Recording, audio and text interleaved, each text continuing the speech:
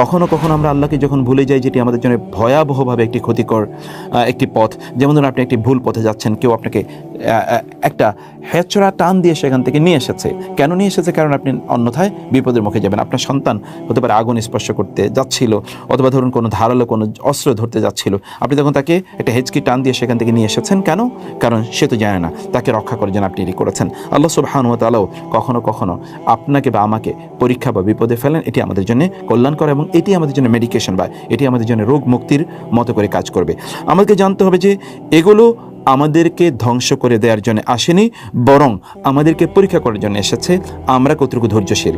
আল্লাহ সুবহানাহু ওয়া তাআলা আমাদের ধৈর্য পরীক্ষা করেন এবং ইন্নামা সবরু সবর, ইন্নামা জাযাউস সবরি সবর, বা ধৈর্যের যে ফলাফল, সেই ফলাফল তো আপনি জান্নাত হিসেবে ইনশাআল্লাহ পাবেন।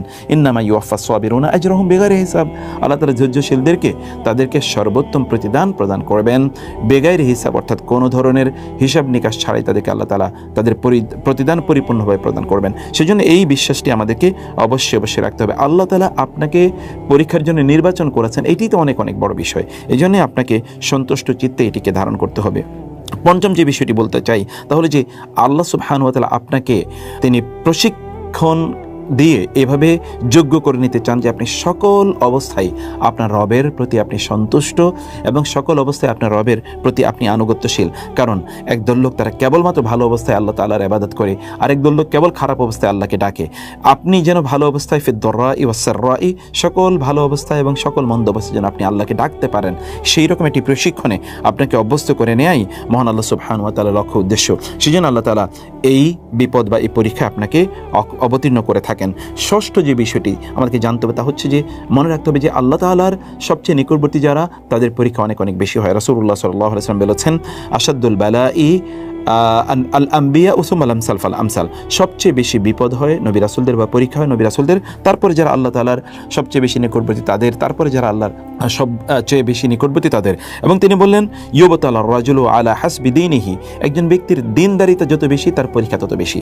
ফাইন কানা ফি দীনিহি সলবান অথবা সলাবাতুন, তার দিনে যদি কাঠিন্য থাকে অর্থাৎ দিন যদি শক্তিশালী হয়, ইশতাদ্দা বালাহু, তখন তার পরীক্ষা বাড়ে। আর যদি তার দিনটি সেই রকম না হয় বরং দিনের মধ্যে রেক্কা আছে, তখন আল্লাহ সুবহানাহু ওয়া তাআলা তাকে তার আলা হাসবি দীনহি, তার দিনদারি অনুসারে আল্লাহ তাআলা পরীক্ষা করেন। তার মানে আপনার যদি পরীক্ষা বেশি হয় তাহলে you are most welcome and congratulations to you, কারণ আপনি আল্লাহ তাআলার সবচেয়ে নিকটবর্তী হয়ে গেছেন। রাসূলুল্লাহ সাল্লাল্লাহু আলাইহি ওয়াসাল্লাম আব্দুল্লাহ ইবনে মাসউদ রাদিয়াল্লাহু তিনি বলছেন, আমি রাসূলের কাছে গেলাম এবং তিনি অসুস্থ। আমি তাকে বলেন, ইয়া রাসূলুল্লাহ ইন্নাকা তুআকু ওয়াকান শাদীদা, আপনি তো প্রচুর কষ্ট পাচ্ছেন। রাসূলুল্লাহ সাল্লাল্লাহু আলাইহি ওয়াসাল্লাম বললেন, আজাল ইন্নী উআকু কামা ইউআকু রাজুলানি মিনকুম, হ্যাঁ তোমাদের দুজন অসুস্থ হলে যেমনিভাবে দুজন যতটুকু কষ্ট পায় আমি একা ততটুকু কষ্ট পাই। এটি হচ্ছে রাসূলুল্লাহ সাল্লাল্লাহু আলাইহি ওয়াসাল্লামের কথা। এবং ব্যক্তি যদি কখনো কোনো অসুস্থতায় পড়ে তাইলে এর মাধ্যমে আল্লাহ সুবহানাহু ওয়া তাআলা তার গুনাহগুলো মাফ করে দেন। সপ্তম যে বিষয়টি তা হচ্ছে যে আপনি নিশ্চয়ই কল্যাণের মধ্যে আছেন। আপনি যদি পরীক্ষার মুখোমুখি হন তাহলে নিশ্চিত থাকুন যে আপনি কল্যাণের মধ্যে আছেন। রাসূলুল্লাহ সাল্লাল্লাহু আলাইহি ওয়াসাল্লাম তিনি বলেছেন, আজাবান লি আমরিল মুমিন, একজন মুমিনের বিষয়টি খুবই অবাক করার মতো। কারণ তার যদি কখনো বিপদ ঘটে তাহলে সে ধৈর্য ধারণ করে, তার জন্য কল্যাণকর। তার যদি কখনো ভালো কিছু ঘটে তাহলে সে শুকর আদায় করে আল্লাহর জন্য, এরই তার জন্য কল্যাণকর। অতএব সর্বদাই সে কল্যাণের মধ্যে থাকে। আপনিও কিন্তু কল্যাণের মধ্যে থাকতে পারেন যদি আপনি কোনো বিপদ অথবা ধরুন আপনি কোনো পরীক্ষার মুখোমুখি হয়েছেন অথবা কোনো টেনশন আপনার মধ্যে আছে, আপনি কোনো অ্যাংজাইটির মধ্যে পড়ে গেছেন, অথবা ধরুন আপনার খুবই চারিদিকে যে পরিবেশ আপনি দেখতে পাচ্ছেন বা চারিদিকে আপনি যা কিছু দেখতে পাচ্ছেন সব কিছু কিন্তু আপনি মনে করছেন যে নেগেটিভ, এইরকম একটি অবস্থা ধৈর্য ধারণ করলে আপনার জন্য সেটি কল্যাণকর হবে ইনশাআল্লাহ।